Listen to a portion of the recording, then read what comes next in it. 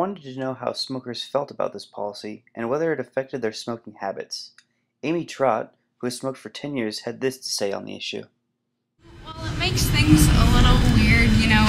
I feel like I need a cigarette whether or not I'm going to have it walking or in a designated area, so it just makes my life harder, you know, trying to get to a designated area and then running somewhere else, you know. I'm not really for it. In airports or at UW. David Leonard, the UW Environmental Health and Safety Manager in charge of the smoking policy, works with smokers and UW Facility Services to determine the best areas to designate for smoking. Currently, the only spot at the center of campus is just north of Odegaard Library. Areas that used to be dedicated for smoking now contain signs that ban the use of smoking in that area. These areas are typically found in well-trafficked areas near the Quad and Red Square. Even though smoking has been limited to certain areas of campus, the refuse of cigarettes still litter these areas.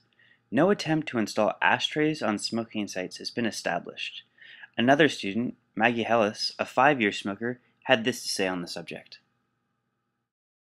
To the extent that they got rid of smoking spots, changed them, and put up a whole bunch of signs at the beginning of this year.